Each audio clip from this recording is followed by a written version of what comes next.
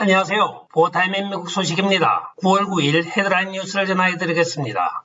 보타임에 오늘의 첫 번째 소식입니다. 아리조나주 마리코파 카운티 드디어 풀뿌리 선거운동원들의 수개표 결과가 발표가 되었습니다. 약 17만 3,104표의 표가 없어졌으며 96,389표가 유령표로 판결이 났습니다. 표가 없어졌다고 하는 것은 유권자가 투표를 하여 보냈는데 집계가 되지 않았거나 아예 도착 자체가 되지 않은 것을 말하고 있으며 고스트 보트라고 하여 유령투표라고 하는 것은 실제 거주하지도 아니하고 그런 사람이 없는데 그런 사람들의 이름으로 투표용지가 96,389개가 도착하였다고 하는 것입니다. 한편 조 바이든이 여기에서 12,000표를 앞서서 선거인단이 조 바이든을 투표하였던 것입니다. 자, 이제 아리조나주 마리코파 카운티를 시작으로 전국에서 벌어지던 부정투표 결과에 대한 도미노 현상이 일어날 것으로 예상되어지고 있습니다. 한편 그 안에 민주당원들이 자체 감사를 하였다고 하면서 그 감사 결과를 발표하면서 이 감사 절차를 많이 방해하였습니다. 그리고 전국구적인 유명 로펌들이 여기에 대거 투입이 되어 아리조나주 상원에서의 감사 신청서에 대한 기각과 또는 프로세스 반대를 위하여 법정 투쟁을 벌여왔습니다. 오늘 밝혀진 바에 의하면 이 민주당이 한 자체 선거 감사 결과라고 하는 것은 아예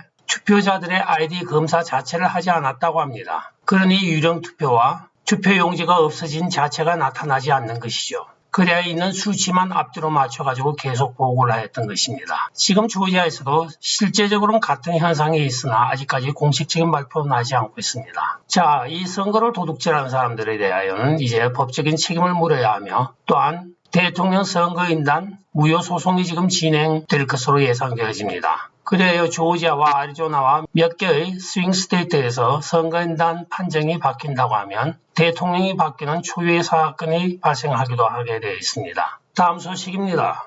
길거리 유세로 유명한 척 슈머가 오늘 또 이 나수를 마시는지 헛소리를 하고 있습니다. 아직도 아프간에서는 자국민이 인질되어 탈출을 못하고 또는 은닉체에서 지금 숨죽이고 있는 판에 이 척 슈머가 오늘 기자들과의 회견에서 기자들이 이번 아프가니스탄 사태를 어떻게 생각합니까? 하니까 조 바이든을 닮아서 그런지 아니면 치매가 와서 그런지 탈출을 원할 때 미국 사람들은 다 나왔습니다. 남아있는 사람들은 본인이 원하지 않아서 남아있습니다 하는데 지금 전쟁터 안에서 자국의 보호 없이 남아있을 사람이 누가 있겠습니까? 그걸 말이라고 하는 것인지 다수당 상원 원내대표치고는 참 한심한 답변을 하고 있습니다. 의도적으로 그렇게 말하는 것인지 아니면 바이든 치매설을 감추기 위하여 자기도 치매인 척하는 것인지 앞으로 두고 봐야 되겠습니다. 그러니 길거리에서 자기 유권자로부터 매국노, 못된 녀석이라는 욕이나 먹고 있죠. 다음 소식입니다. 조 바이든이 백악관 TV에서 오늘 연설을 하고 있습니다. 자기가 2020년까지 모든 자동차를 전기화하겠다고 이야기를 하고 있는데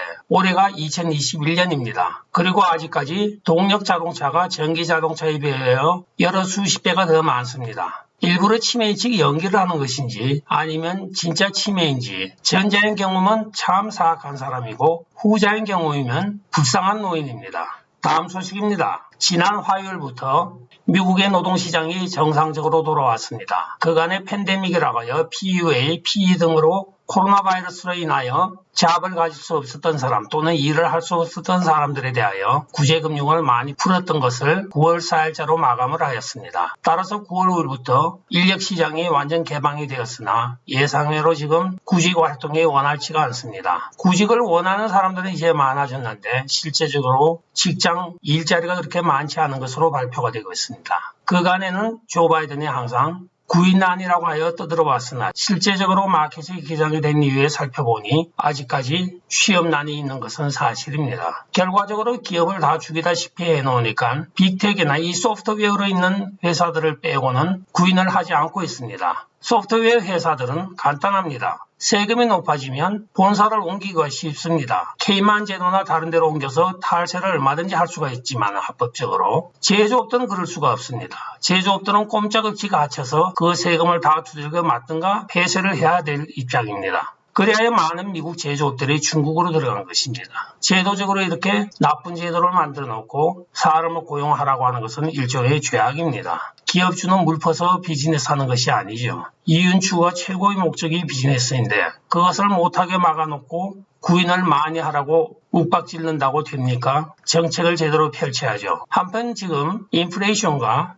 연준에서 지금 테이퍼링을 시작하고 있습니다. 시중에 돈이 없습니다. 많은 사람들이 지금 피딩 서비스를 하는 데 가면 줄을 길게 늘어서 있고 특히 제가 살고 있는 캘리포니아 로스앤젤레스의 경우에는 길거리에 지금 홈리스가 넘쳐나고 있습니다. 원베드룸이 보통 2,000불 가까이 지금 치솟아 있고 투베드룸이 2,500불이 되었습니다. 이것은 정책의 실패이죠. 원래 원베드룸이 1,500불 선에 20%가 쌌었는데 20%를 세입자가 내고 80%를 연방 정부가 지원을 한다고 하니까 모든 집주인들이 어차피 공짜 돈으로 받는 건데 가격을 다 올려버린 것입니다. 따라서 집세는 더 높아지고 실제적으로 세입자들이 더욱더 어려워지게 돼서 많이 길거리로 지금 쫓겨나고 있습니다.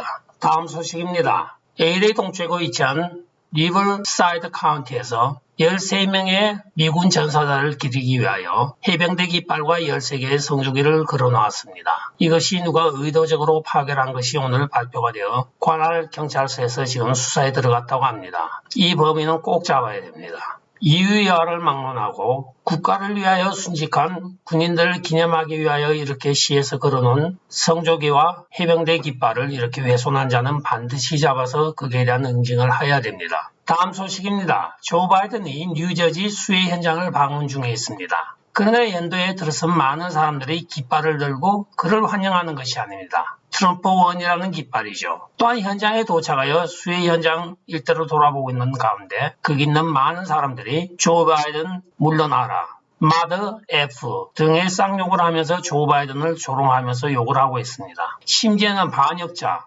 살인자라는 표현까지 스승치 않고 있는 주민들입니다. 이 뉴저지 주민은 조 바이든을 향하여 F자가 들어간 다양한 욕설을 구사하면서 물러나라고 고함을 치고 있습니다. 20m 떨어진 거리에서 외쳤으니까 본인은 충분히 들었겠죠. 다음 소식입니다. 오늘 독일 캄슈타인 미 공군기지에서 토니 블링컨 국무부 장관이 기자회견을 하고 있습니다. 그는 지금 아프간에서 인질이 되어 있는 6대 비행기의 미국인과 미국 비자를 소지한 아프간인들에 대하여 적절한 서류가 갖춰질 때까지는 비행을 허락하지 않는다는 것을 알고 있다고 이야기를 하고 있습니다. 즉 탈레반의 처분만 기다리고 있는 실정이라는 것이겠죠. 그러면서 자기는 지금 탈레반이 미국 국민들에 대하여 인질화하지 말고 즉시 비행기가 이륙할 수 있도록 허가를 해주기를 압박을 하고 있다고 하였습니다. 압박을 하려고 하면 아프가니스탄으로 날아가야죠. 독일에서 뭐합니까? 그리고 오스틴은 어디 갔습니까? 국방부 장관은 같이 간 걸로 아는데.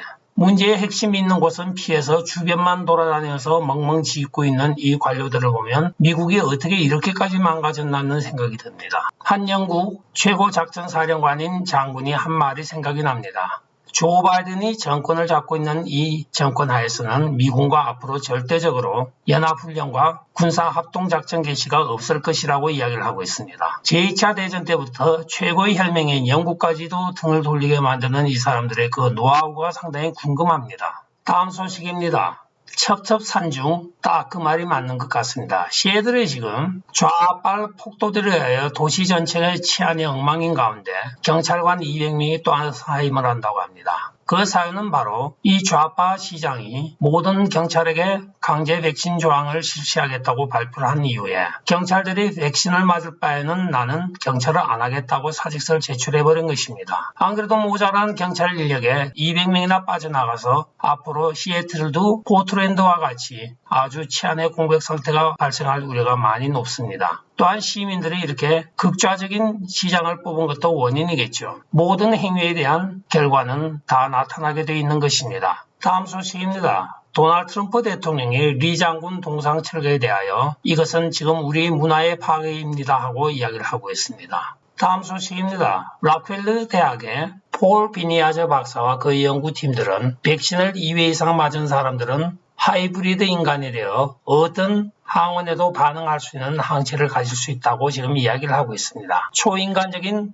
항체를 갖게 되어 어떤 전염병으로부터도 안전하다고 이야기를 하고 있습니다. 즉 백신을 맞으라고 지금 종용을 하고 있는 것입니다. 백신을 맞으면 슈퍼맨이 되나요? 이 록펠러 재단에서 그동안 잠잠하고 또 록펠러 재단이 항상 딥스테이트의 총본부였습니다. 드디어 이제 실체가 슬슬 드러나고 있습니다. 뒷배에는 록펠러 재단이 있었던 것입니다. 이 재단이 결국은 전 세계인을 상대로 실험적인 백신을 마치고 있는 것이었던 것입니다. 다음 소식입니다. 점점 개싸움이 되어가고 있는 게빈 뉴섬 주지사 소환 선거 유세 현장입니다. 이렇게 동원된 극좌들이 레리 엘더 후보를 향하여 계란을 던지고 난리가 났습니다. 실제적으로 게빈 뉴섬 주지사 가장 두려워하는 상대가 이 레리 엘더 후보입니다. 심지어는 레리 엘더 후보는 흑인임에도 민주당들이 나레이티브를 흑인 인종차별주의자로 몰고 있습니다. 흑인이면서 백인이다 이거죠. 그 언어 유희가 상당히 심합니다. 그러나 여기에 대하여 지금 아무런 경찰도 제지를 하지 않고 있습니다. 다음 소식입니다. 페이스북이 계정 정지를 하였다가 비난이 일자 바로 계정 복원을 하였던 샤펠 니쿠이가 도널드 트럼프 대통령을 정식으로 자기 아들의 장례식에 초청을 하여 화제입니다. 아프간에서 순직한 카림 니쿠이의 어머니 샤펠 니쿠이가 도널드 트럼프 대통령에게 당신은 진정한 우리 미국의 대통령입니다. 당신이 있었으면 우리 아들은 죽지 않았을 것이고 지금쯤 환한 미소로 저 문을 열고 들어왔을 것이나 조 바이든이 그 손에 내 아들의 피를 묻혔습니다 하고 비난을 하였다가 페이스북에 정지를 당했었습니다. 물론 페이스북에 하루가 지나서 즉시 복원을 했죠. 이 샤펠 니쿠이가 도널드 트럼프 대통령에게 정식적으로 자기 아들의 장례식에 초청장을 보낸 것입니다. 아직까지 도널드 트럼프 대통령의 참석 여부는 확정된 것은 없지만 일단 초청장이 간 것은 사실로 오늘 밝혀지고 있습니다. 끝까지 시청해 주셔서 감사합니다. 좋아요, 구독, 알림 그리고 공유 부탁드리고 댓글 많이 부탁드리겠습니다. 안녕히 계십시오. 바이.